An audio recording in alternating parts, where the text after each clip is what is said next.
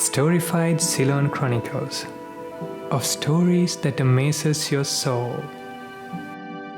Episode 1: A Deceitful Love Story.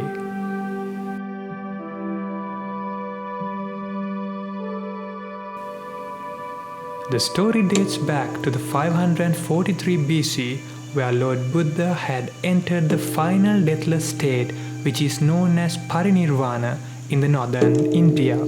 Before reaching Parinirvana, Lord Buddha had asked God Sakra, or the ruling deity of the almighty heavens, to look after Prince Vijaya and the island of Sri Lanka, as that would be the country where Buddhism would flourish in the coming decades and centuries.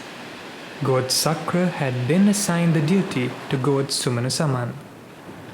Prince Vijaya enters the country, and the first person they meet is God Sumanasaman, as he had been instructed by God Sakra to take care of the crew and their descendants.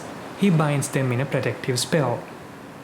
Prince Vijaya, the son of Singhabahu of Singhapura, modern-day northern India, was expelled due to his evil deeds. This Indo-Aryan prince, along with his crew of 700 men, then lands on the island of modern-day Sri Lanka. Prince Vijaya enters the country from the Kudiramale point close to the Gulf of Mannar, where the Yakini tribe woman Kuweni was weaving wool at the moment. The Gulf of Mannar has a bronze-colored sand and is very much a coastal area. Prince Vijaya, due to its nature, called this land Tambapani, which can be translated as bronze-colored land. Close to the Kudiramale point was the residence of Kuweni and her tribe. Kuweni herself was of Yakka origin. However, it is also regarded that she had a link to the Raksha king Ravana, who is regarded as probably the most powerful tribal king ever to have ruled the face of earth in historic days. Kuweni had a loyal servant named Sisapatika, who could take the form of a dog. Kuweni sent this servant to deceive Prince Vijaya and his crew. Vijaya's men, thinking that this dog would lead them to civilization, followed it, and one after the other was sent by Prince Vijaya, but no one ever returned. Eventually, Prince himself went to check what happened to them.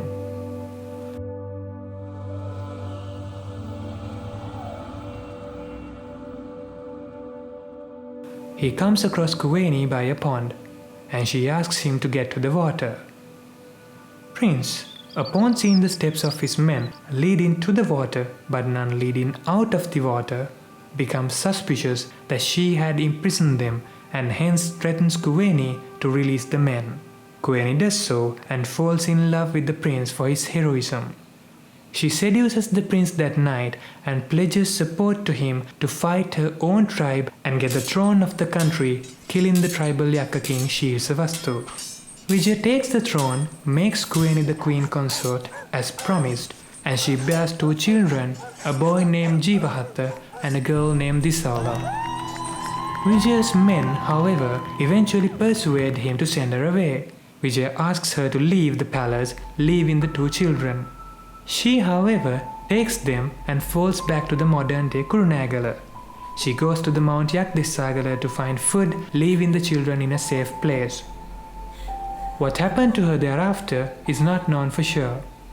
Some say she killed herself, but there's also a belief that her relatives found her there and took the revenge for destroying their tribe.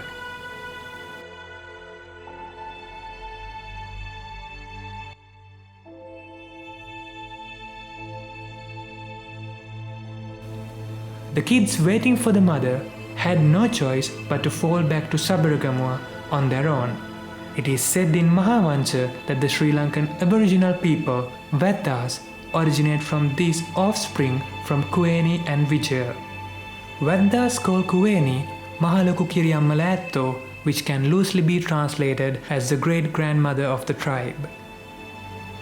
Whatever happened to Kuweni, she saw the end of her life with an aching heart. The belief is that she cursed Vijaya and his descendants, barring them from ever sitting on the throne in the country of Sri Lanka.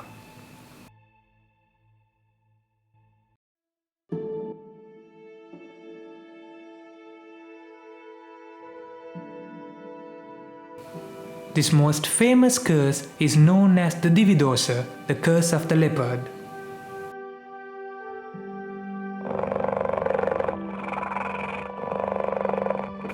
Dividosa is a story for another day. Check back with us for the story of the curse of the leopard. If you like the story, subscribe to us and check out our Facebook page. You can also visit us at www.storified.net.